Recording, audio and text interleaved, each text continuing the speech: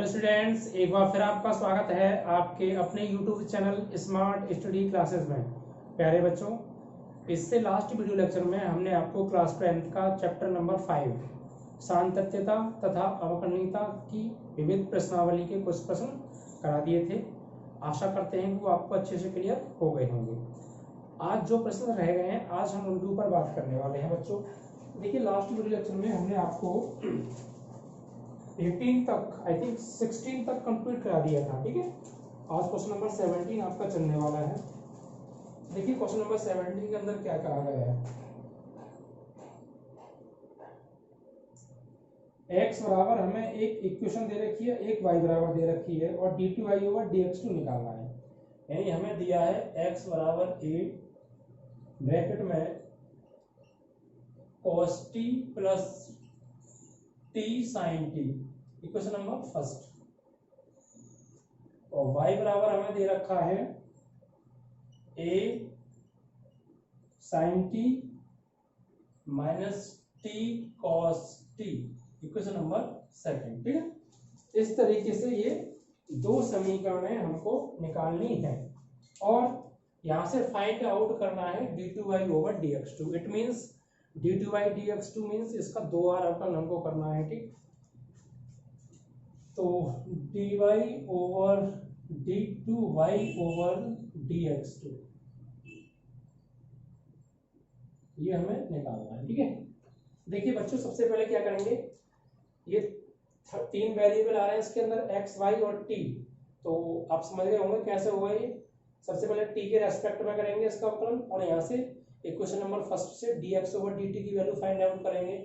फिर equation second का differentiation करेंगे रेस्पेक्ट टू t और यहाँ से dy ओवर dt फाइंड करेंगे और फिर dy ओवर dt में dx बटे dt वाले पार्ट से डिवाइड करेंगे, वहां से हमें dy बटे dx मिलेगा और फिर उसका अगेन डिफरेंशियल करेंगे, जो कि दो बार करना है। ठीक है, चलिए तो सबसे पहले समीकरण एक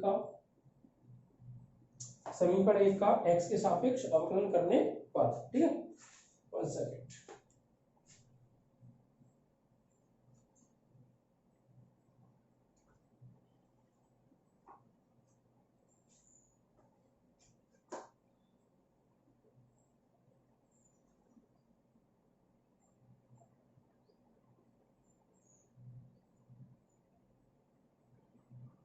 अवकलन करने पर अब देखिए समीकरण एक क्या है हमारी, ये तो x का क्या होगा dx बटे dt, बट आपको t के रेस्पेक्ट में करना है। ओके, तो यहाँ देखिए a तो कांस्टेंट है, अंदर ब्रैकेट में d over dt of cos t plus ये फर्स्ट सेकंड रूल अप्लाई होगा, तो t को छोड़ा d over dt of sin t plus sin t को छोड़ा d over dt of t, तो dx ओवर dt बराबर बच्चों, अब देखिए यहाँ a तो कांस्टेंट है, ब्रैकेट में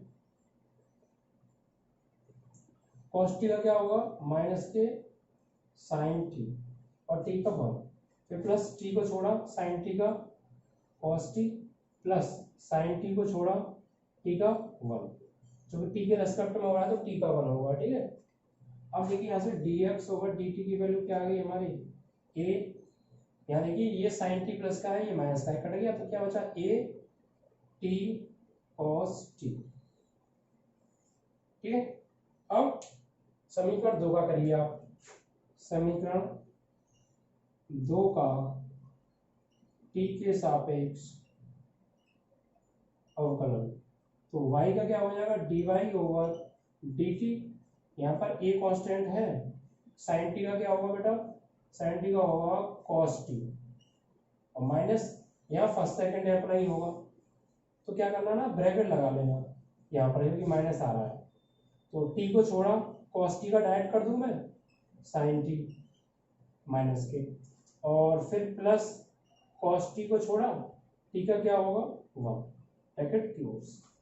तो यहाँ से dy over dt is equal to a, तो ये है, यहाँ पर क्या हो गया cos t, अंदर माइनस का गुणा करेंगे तो minus minus plus t sin t और ये माइनस का cos t हो जाएगा। ठीक है, माइनस कॉस टी से प्लस टी कैंसिल आउट हो गया, तो dy over dt is equal to a t sine t. ठीक है, ये दोनों वैल्यू आ गई हमारे पास dx over dt and dy over dt। But हमको चाहिए क्या, dy ओवर dx वो भी 2 बार करना है। तो देखिए उसके लिए हमें डिवाइड करना पड़ेगा, तो यहाँ पर आप डिवाइड करेंगे हम dy ओवर dt में डिवाइड करेंगे dx ओवर dt से। तो फाइनली क्या मिलेगा, dy ओवर dt की वैल्यू क्या होगा, at sin t, तो ऊपर at sin t और बटे dx ओवर dt, तो इसकी value at cos t, at cos t, at से at क्या हो गया कैंसिल आउट, और इससे ये कैंसिल आउट हो गया। ओके, उसके बाद आपका हो गया dy ओवर dx, और यहाँ पर आपका बचा sin t upon cos t, क्या हो गया tan t। ओके, यही है ना हमारा क्वेश्चन, तो ठीक था ना, ठीक, ओके चलिए। अब देखिए, तो अब यहाँ पे हमें एक्चुअली क्या मिला है, dy ओवर dx मिला है, बट हमें चाहिए क्या d2y ओवर dx2। तो एक बार अभी और अवकलन करना पड़ेगा ना, तो करिए। अब देखिए यहाँ पर क्या होगा, x के रेस्पेक्ट में होगा, अब t के रेस्पेक्ट में नहीं होगा, तो यहाँ लिखेंगे x के सापेक्ष अवकलन करने पर, तो d2y ओवर dx2 बराबर, यहाँ पर आप देखिए tan t का होगा d over dx of tan t, तो d2y ओवर dx2, तो x के रेस्पेक्ट में हो रहा है ये बात, इसे ध्यान रखिएगा। तो अब यहाँ t का जब दोबारा करेंगे तो 1 नहीं होगा, क्योंकि जिसके रेस्पेक्ट में होता है उसका 1 होता है। tan t का क्या हो जाएगा sec स्क्वायर t, और फिर t का करेंगे तो dt ओवर dx, ये होगा। ओके, अब देखिए dt ओवर dx की वैल्यू क्या है, एक्चुअली हमें dt ओवर dx की नहीं, dx ओवर dt की वैल्यू पता है। क्या पता है, देखिए यहाँ पर dx ओवर dt की वैल्यू है at cos t, बट हमें चाहिए dt ओवर dx, यानी उल्टा होना है, dx ऊपर जाना है t नीचे आना है, तो वैल्यू को भी उल्टी कर दीजिए।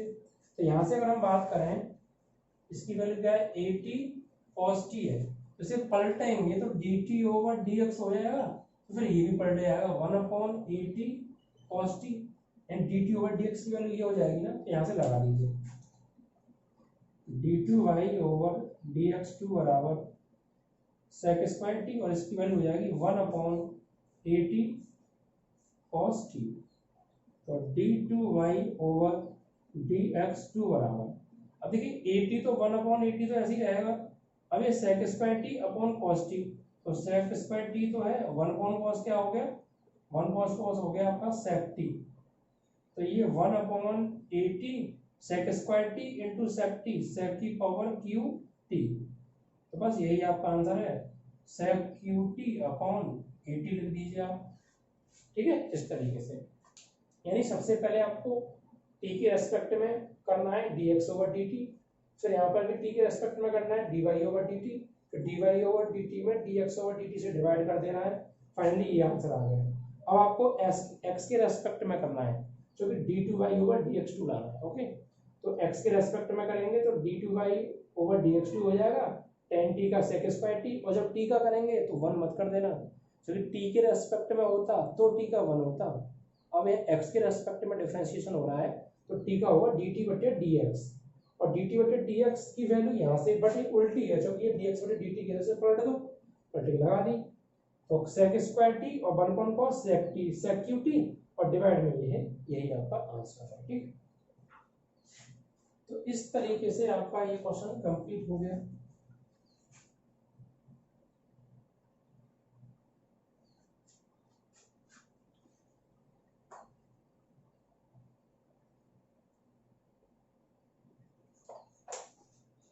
अब देखिए बच्चों, इसके बाद आपका क्वेश्चन आता है 17 के बाद 18 क्वेश्चन। इसमें देखिए क्या कहा है, यदि fx बराबर दे रखा है mod x cube, greatest integer function का क्यूब बोल सकते हैं। तो प्रमाणित कीजिए कि एफ डबल डैश एक्स का अस्तित्व है, इसे भी ज्ञात कीजिए।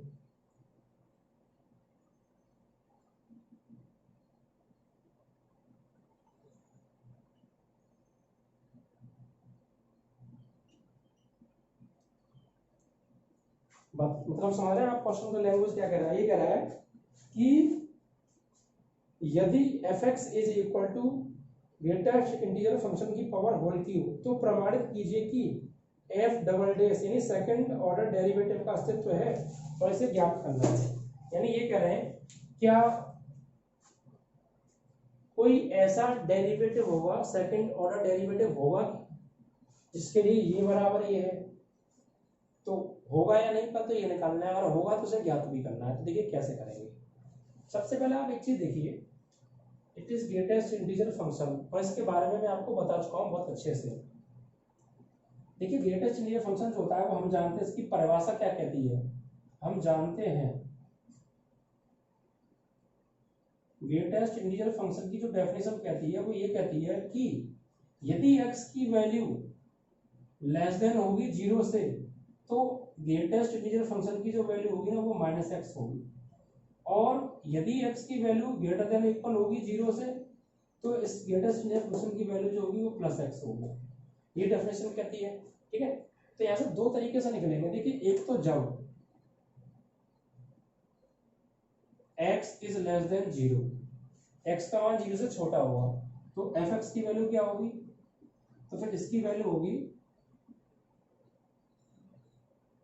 मॉडुलस x की वैल्यू, ये ग्रेटेस्ट इंटीजर फंक्शन की वैल्यू होगी -kx3।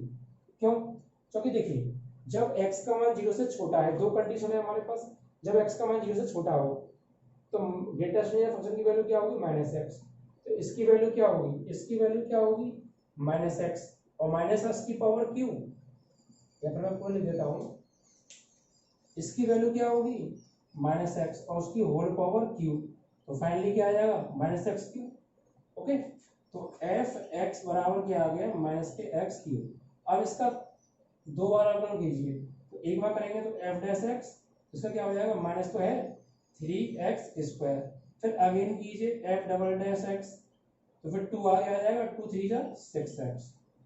तो यानी जब x की वैल्यू 0 से छोटी थी तो सेकंड ऑर्डर डेरिवेटिव क्या है हमारा -6x, यानी है, अस्तित्व है, निकल के आ रहा है। अब एक कंडीशन और है, जब x की जो वैल्यू है वो किससे बड़ी आएगी, ग्रेटर देन इक्वल हो 0 से, ठीक है, तब क्या होगा, तो फिर फंक्शन की वैल्यू क्या होगी, +x होगी। F x is equal to क्या हो जाएगा, ग्रेटेस्ट इंटीजर फंक्शन की पावर होगी, तो इसकी वैल्यू क्या होगी x, और उसकी पावर q, यानी x3। तो एफ एक्स बराबर x3, तो इसका अप्लाई करेंगे तो एफ डैश एक्स बराबर 3x², तो इसका अगेन करेंगे तो 6x, ये चीज तो आ जाएगी, ठीक है। तो ये कहते हैं क्या इसका अस्तित्व है, तो ये जब निकल के कुछ ना कुछ तो आ ही रहा है, निकल के तो अस्तित्व तो है, और निकालना भी था तो निकाल भी दिया। तो अब इसे किस तरीके से लिखेंगे,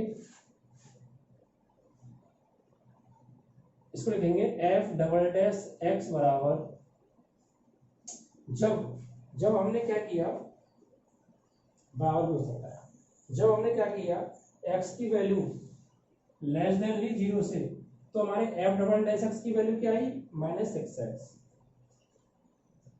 और जब हमने x की वैल्यू ग्रेटर देन इक्वल ली 0 से, तो हमारे एफ डबल डैश एक्स की वैल्यू क्या आई 6x। इस तरीके से आपको लिखना, तो लिखेंगे अतः एफ डबल डैश एक्स का अस्तित्व है, ठीक, इस तरीके से आपको ही करना है, और निकल भी आए, आपके एफ डबल डैश निकलवाए भी थे ना, ठीक है, समझ में आया। सबसे पहले ग्रेटेस्ट इंटीजर फंक्शन की पावर होल क्यूब, एक फंक्शन दे रखा है और शो करना है हमें कि एफ डबल डैश का अस्तित्व है। अस्तित्व मतलब है कि एफ डबल डैश कुछ ना कुछ होगा, होगा तो अस्तित्व है और नहीं होगा तो नहीं होगा, है नहीं अस्तित्व, और फिर वो निकालना भी है। तो ग्रेटेस्ट इंटीजर फंक्शन समझ गए, इसकी डेफिनेशन कहती है कि अगर x की वैल्यू लेस देन 0 होगी तो इस ग्रेटेस्ट इंटीजर फंक्शन की जो वैल्यू है वो -x होगी, और x की वैल्यू ग्रेटर देन इक्वल होगी 0 के, तो इस ग्रेटेस्ट इंडियन फंक्शन की वैल्यू क्या होगी, पॉजिटिव x होगी। तो हमने दो पॉइंट पे चेक किया, एक जब x का मान 0 से छोटा हो तो फंक्शन की वैल्यू क्या होगी, -x, उसका होल की तो -x3, इसका दो बार डिफरेंशिएट करके ये आ गया। तो जब 0 से बड़ी होगी तो फिर ये होगा, दोनों पर निकल के आ रही है कुछ ना कुछ तो अस्तित्व है, और फिर क्या किस पॉइंट पे क्या निकल के आ रही है वो हमने लिख दिया, अस्तित्व है। इस तरीके से आप इसको कर देंगे, ठीक है।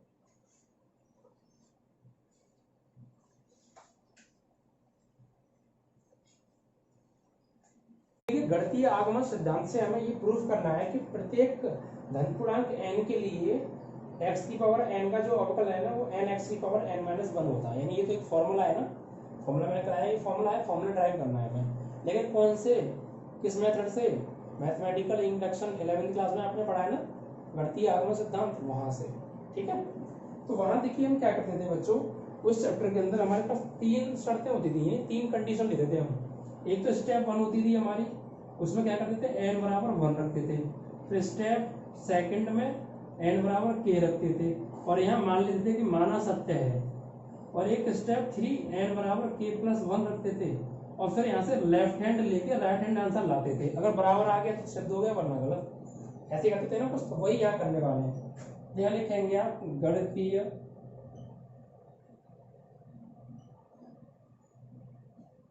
आगमन सिद्धांत से।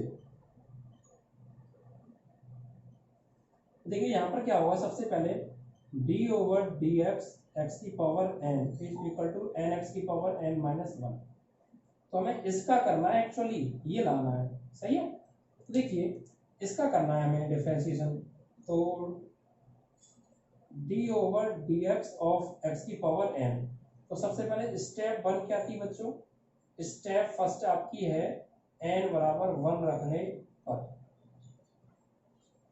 ठीक। n बराबर क्या रखते थे, 1 रखते थे हम इसमें, ठीक है।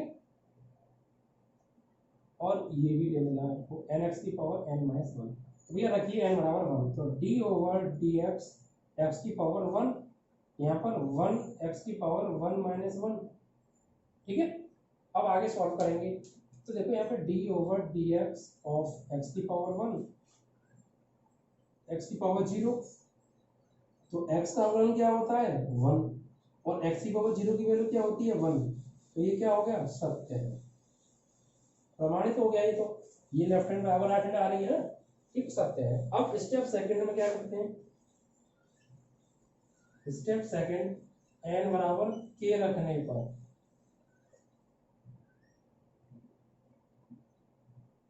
तो क्या होगा, देखो यहीं पर d/dx ऑफ x की पावर k बराबर n की जगह जहां जहां n आ रहा है वहां k लगाओ, तो k x की पावर k-1, ठीक है। अब देखिए यहां पर आप इसको मान लीजिए, माना सत्य है, ये तो कर देते हैं, स्टेप सेकंड में सत्य मान लेते थे। अब स्टेप थर्ड आएगी आपकी, यहां पर क्या होता है बच्चों, n बराबर k+1 रखने पर, तो d/dx ऑफ x की पावर n की जगह क्या लगाने वाले, k+1, और बराबर यहाँ भी n की जगह पर k+1, और ये x की पावर n की जगह k+1, और ये -1, ठीक। थोड़ा सा सॉल्व करें, d/dx ऑफ x की पावर k+1, यहाँ पर k+1, और इस 1 से कट गया तो x की पावर k। अब देखिए ऐसे मतलब दो साइड है, लेफ्ट एंड राइट, तो किसी एक साइड को लेकर दूसरी साइड ले आओ, बराबर आ गई तो प्रूफ, अदरवाइज रॉन्ग। तो यहाँ लिखेंगे टेक LHS, क्या है, d/dx ऑफ x की पावर k+1। देखो ये x की पावर k+1 है, इसको मैं लिख सकता हूँ कैसे, d/dx x की पावर k इंटू x की पावर 1। भाई आधार समान होते हैं, गुणा होता है तो घातें जुड़ जाती हैं, और जुड़ी हुई को हम वापस तोड़ के भी तो दे सकते हैं ना, ओके। अब देखिए आप यहाँ पे इसका डिफरेंशिएशन कीजिए, ये फर्स्ट और ये सेकंड, दो फंक्शन मल्टीप्लाई में है ना। तो देखिए x की पावर k को छोड़ा, x की पावर 1 का 1, फिर प्लस x को छोड़ा, x की पावर k का क्या होगा, k x की पावर k-1, ये तो होता है k x की पावर k-1, अब देखिए तो यहाँ पे x की पावर k तो ये है, प्लस यहाँ पर क्या हो गया, यहाँ पर ये हो गया x इंटू के। इसको भी मैं तोड़ के ले सकता हूँ क्या, x की पावर k इंटू एक्स की पावर -1, एक्स की पावर k इंटू एक्स की पावर -1। अब देखिए जो माइनस पावर है ये नीचे जाएगी तो प्लस की हो जाएगी ना। और देखिए यहाँ से कुछ कॉमन आ रहा है, एक्स की पावर k और एक्स की पावर k, ये तो आप ले लीजिए कॉमन, यहाँ पर कर लें। तो देखिए ये x की पावर k और x की पावर k तो आ गया कॉमन, यानी x की पावर आ गया k कॉमन। ठीक है, अंदर क्या बचा, यहाँ पे कुछ नहीं बचा तो 1 बचा, प्लस यहाँ पे क्या बचा x k और x की पावर -1, ये तीन चीजें बची ना, x इंटू k, और ये जो x की पावर -1 है इसे आप बटे में ले जाओ तो x की पावर +1 हो जाएगा और इससे ये कट गया। तो फाइनली क्या है, x की पावर k 1 प्लस k, ये तो हो गया। और यही आपका RHS अगर आप गौर दें, देखिए ये चीज और ये चीज, बस इसको थोड़ा पहले लिख लिया है k+1 और ये x की पावर k, और यही आपकी RHS है। ठीक है, तो ये प्रूफ हो गया, लेफ्ट हैंड लेटी राइट हैंड ले आए। ठीक है, इस तरीके से आपको करना है। सबसे पहले जो भी फंक्शन दिया है उसको लिख लीजिए, इसमें स्टेप 1 n/1 रखिए, बराबर आगे सत्य है, दूसरे में k रखिए, सत्य मान लेना, तीसरे में k+1 रखो, एचएस ले लो, एचएस को सॉल्व करो, आरएचएस ले आओ अवकलन करके। ठीक है, इस तरीके से।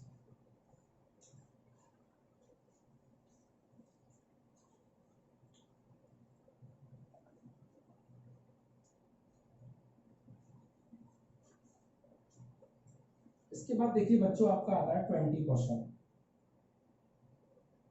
इसमें कह रहा है कि साइन a प्लस बी का अवकलन करके कोसाइन का मान निकालो, यानी साइन a प्लस बी बराबर फॉर्मूला दिया है, क्या होता है sine a cos b plus cos a sine b, और इसका डिफरेंशिएशन करके हमें कोसाइन का मान निकालना है।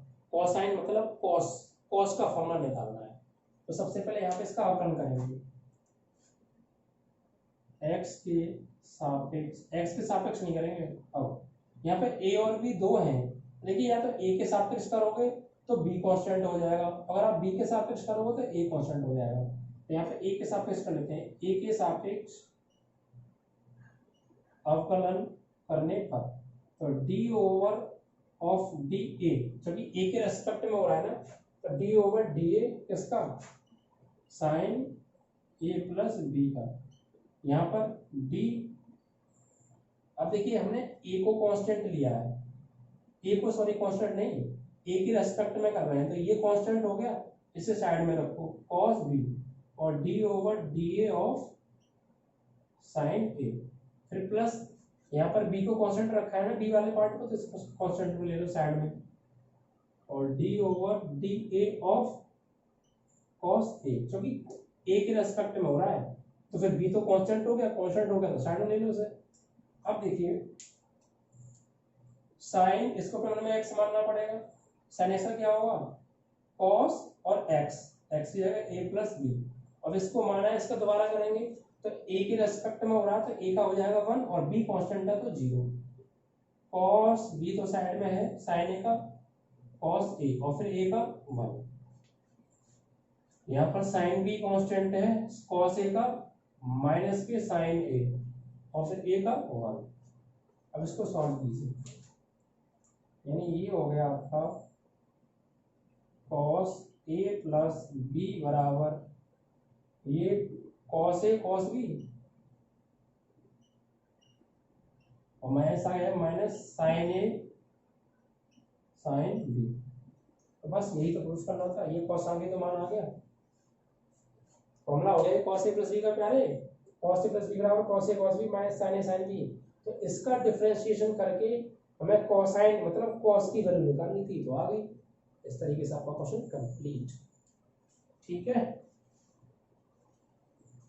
अब देखिए बच्चों इसमें बस यही कहा है कि क्या ऐसे फलन का अस्तित्व है जो प्रत्येक बिंदु पर संगत हो किंतु केवल दो बिंदुओं पर अवकलनीय ना हो, यानी कोई ऐसा फंक्शन हमें देखना है, बताना है कि वो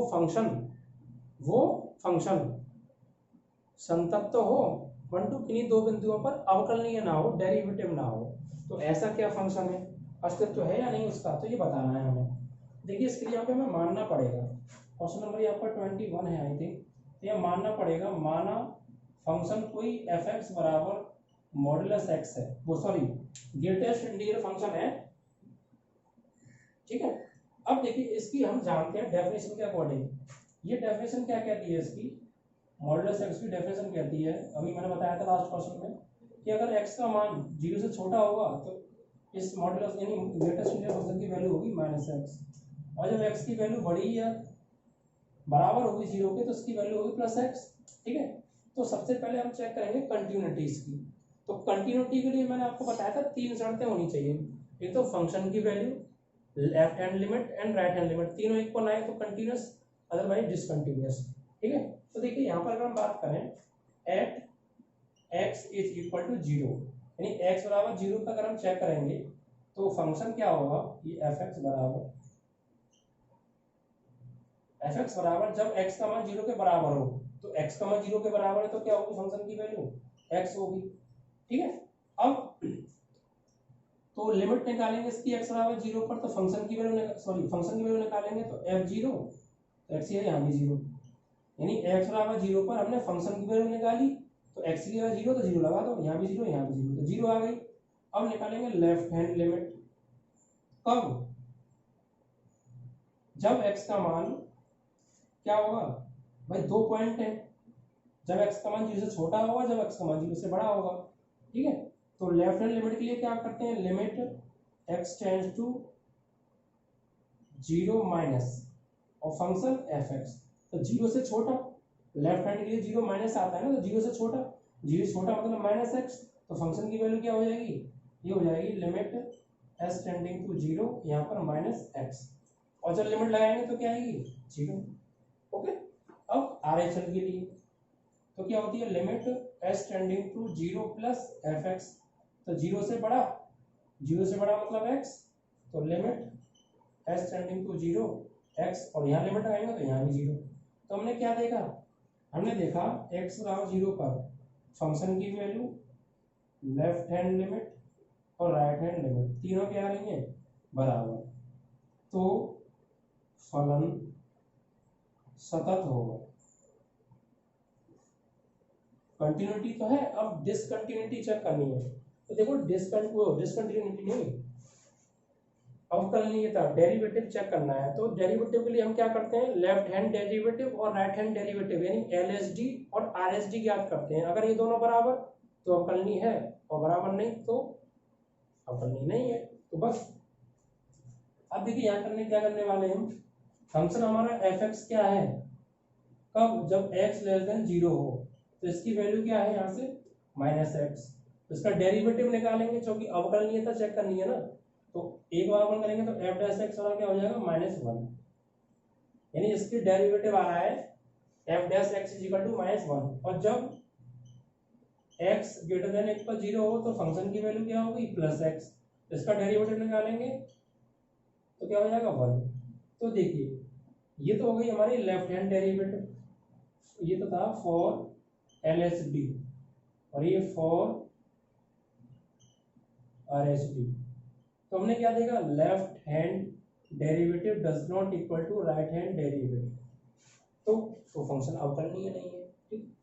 अतः फलन अवकलनीय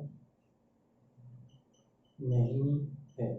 और आप चाहें तो लिख भी सकते हैं कैसे, कि f'(x) is equal to x less than 0, तो डेरिवेटिव आ रहा है हमारा कितना -1, और x ग्रेटर देन इक्वल 0 तो डेरिवेटिव आ रहा है +1, ठीक है। और left hand derivative does not equal to right hand derivative, it means function is not derivative, okay. तो इस तरीके से आपका ये भी कंप्लीट हो जाएगा, कोई फंक्शन आपको मानना पड़ेगा इसमें, ठीक है। ये 21 था, अब 22 आएगा। तो दो चीजों से करनी थी, अवकलनीय और कंटिन्यूटी, उसके लिए तीनों चीज बराबर आ रही है, कंटिन्यूअस है। और डेरिवेटिव के लिए क्या करना है, left hand derivative right hand derivative equal तो है, नहीं तो नहीं आ रहा है, क्योंकि अनइक्वल है ना।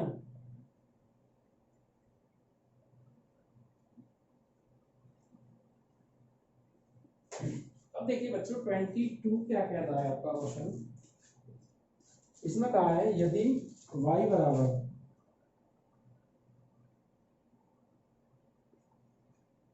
एक सार्डिक वैल्यू दे रखी है एफ एक्स जी एक्स और यहाँ h x l m n and a b c. अब इसमें कहा है ये y बराबर इतना है तो सिद्ध कीजिए कि, सिद्ध क्या करना है, dy ओवर डी एक्स बराबर f dash x g dash x h dash x और ये l m n a b c, ये सिद्ध करना है। अब ये कैसे होगा बच्चों, तो बहुत सिंपल है, टेंशन मान लीजिए। देखिए करना क्या है यहाँ पर ना हम इसमें इस सार्डिक की रोज का डिफरेंशिएशन करेंगे, रो का। फर्स्ट रो का करेंगे तो ये दोनों रो कांस्टेंट हो जाएंगी, ये ध्यान रखना। तीनों रो का करेंगे बारी बारी से, 3 रो ही तो है इसमें। जब इस रो का करेंगे तो ये दोनों कांस्टेंट, और जब सेकंड रो का करेंगे तो ये दोनों कांस्टेंट, और जब इसका करेंगे तो वो कांस्टेंट। अब इस तरीके से हमको करना है, ठीक है। तो देखिए सबसे पहले आते हैं यहाँ पर, यानी कहेंगे डी वाई एक्स के रेस्पेक्ट में करिए, एक्स के सापेक्ष अवकलन। तो d y over d x तो कैसे होगा, देखिए 3 सार्डिक की फॉर्म में होगा इसका। कैसे देखिए,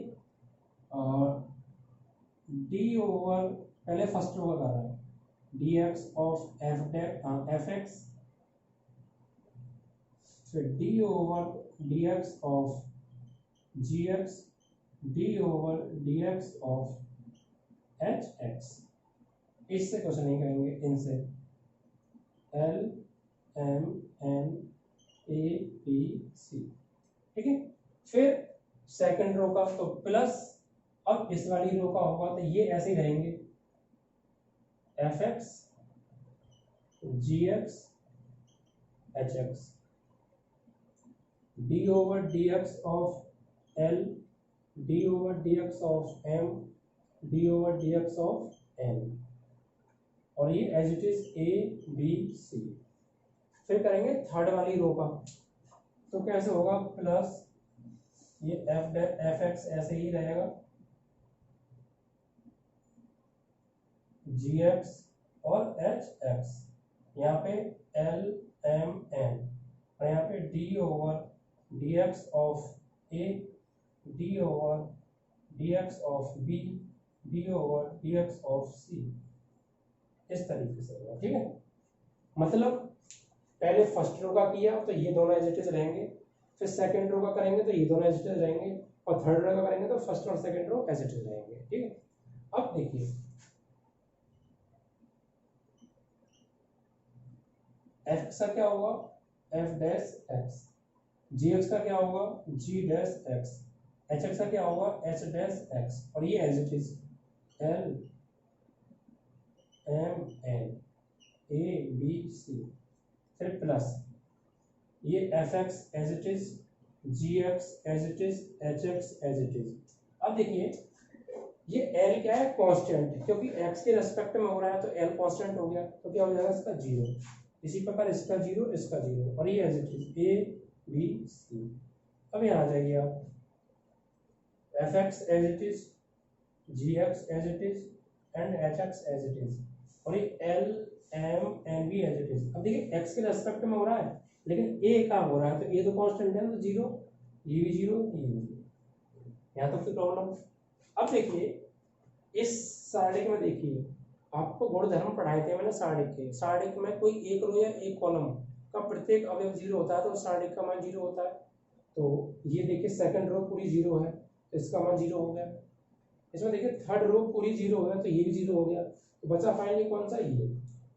तो यानी dy ओवर dx बराबर f dash x g dash x h dash x, और l m n a b c, और ये क्या हो गया 0 + 0, तो इन्हें लिखो या मत लिखो, आपका यही प्रूफ है। तो लगाना था, ठीक है। जिस रो का करेंगे बाकी दोनों एज इट इज लिखी जाएंगी। इस तरीके से आपको बारी बारी से 3 और रो का करना है, आपका प्रूफ आ जाएगा, ठीक।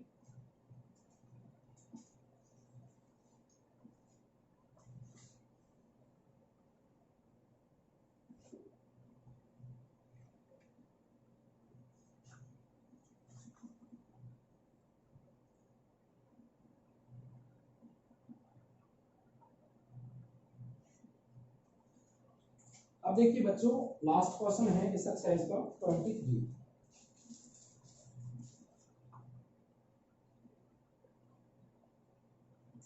यहां दे रखा है y = e⁻a cos inverse x, और शो करना है, सिद्ध करना है, दर्शाना है 1 - x² d2y/dx2 minus x dy/dx minus a² y = 0। ये आंसर हमको लेकर आना है, ओके। देखिए बच्चों, यहाँ पर हम क्या करेंगे, सबसे पहले वो डिफरेंशिएशन करना है, इसको फर्स्ट बना दीजिए। तो x के सापेक्ष अवकलन, तो y का क्या होगा dy/dx, इधर d/dx of e⁻a cos inverse x, इसको अपने मन में x मानेंगे, तो dy/dx बराबर e⁻x का e⁻x, इसका दोबारा से करेंगे जिसको माना है। तो a तो कांस्टेंट है, cos इनवर्स x का क्या हो जाएगा माइनस के 1/√1 - x², ओके। अब देखिए बच्चों, अकॉर्डिंग टू प्रूफ चलना है, तो इसका ना ये डिवाइड में है, इसका मल्टीप्लाई कर दीजिए, तो ये हो जाएगा √1 - x² इंटू dy/dx बराबर, ये माइनस है और a से आगे ले लो, e⁻a cos इनवर्स x। अब आप गौर दीजिए फ्रॉम इक्वेशन नंबर फर्स्ट, ये किसकी वैल्यू है y की, यानी ये वाली वैल्यू, तो यहाँ y लगा सकता हूं मैं फ्रॉम फर्स्ट,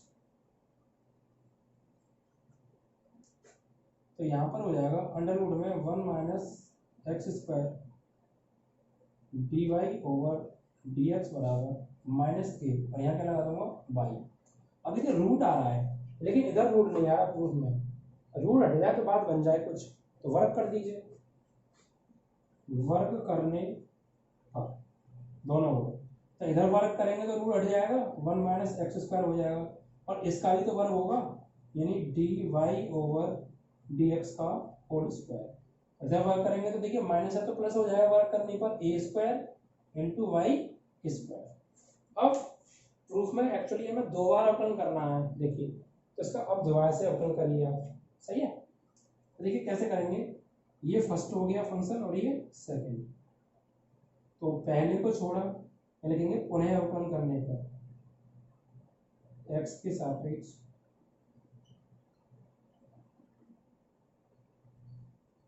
तो यहाँ फर्स्ट को छोड़ा, यानी 1 - x² को छोड़ा, d/dx ऑफ किसका dy/dx का होल स्क्वायर का, इसी का तो, और करेंगे तो अवकलन का चिन्ह भी आएगा, फिर प्लस सेकंड को छोड़ा, यानी dy/dx के होल स्क्वायर को छोड़ा, और d/dx ऑफ इसका फर्स्ट का, यानी ब्रैकेट में 1 - x² का, ठीक है।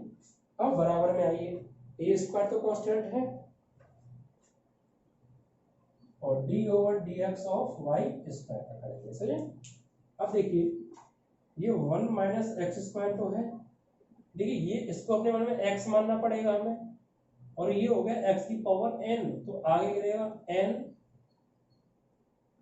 x⁻n - 1, यानी 1 पावर आएगी, 1 लिखो या मत लिखो, और फिर जिसको मानते हैं उसका दोबारा से करते हैं, और dy/dx को हमने अपने मन में x माना, इसका दोबारा करेंगे, और dy/dx का दोबारा होगा तो क्या हो जाएगा d2y/dx2, क्योंकि dy/dx का अगेन करते हैं तो d2y/dx2 होता है।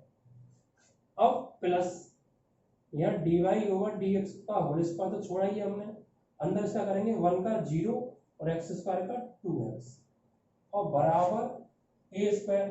वाई स्क्वायर क्या होगा, पहले 2y और फिर y का दोबारा से dy ओवर dx। ओके, अब थोड़ा प्रूफ को आप देखते चले।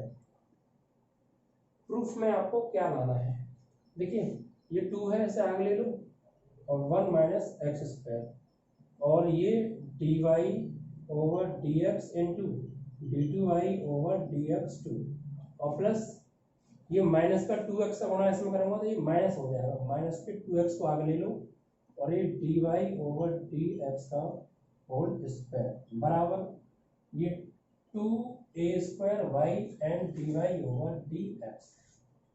अब देखिए बच्चों, आप ना कुछ कॉमन आ रहा है, देखिए लेफ्ट हैंड से ये चीज और यहाँ से कुछ कॉमन आ रहा है, ये dy ओवर dx कॉमन आ रहा है और देखिए 2v कॉमन आ रहा है, तो 2 कॉमन ले लो और dy ओवर dx कॉमन ले लो, तो क्या बचेगा, यहाँ से 2 गया तो ये बचा और ये एक dy ओवर dx गया, तो क्या रह गया d2y ओवर dx2, यानी यहाँ से 2 गया और ये गया, तो ये चीज रह गई। अब यहाँ से देखो 2 भी गया और एक पावर इसकी चली गई, तो x रह गया और एक dy ओवर dx रह गया और बराबर 2a square y dy over dx। तो बराबर में देखिए ये तो इससे तो कट गया, dy ओवर dx से into में ना और 2 से 2 कट गया, तो फाइनली बचा क्या 1 minus x square d2y over dx2 minus x dy over dx और इधर क्या बचा a स्क्वायर y, इसे लेफ्ट में ले आओ तो माइनस के a स्क्वायर y हो जाएगा और बराबर क्या बचा 0।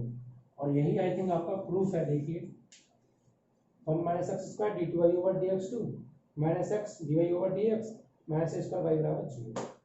कंप्लीट, समझे, इस तरीके से आपको करना है।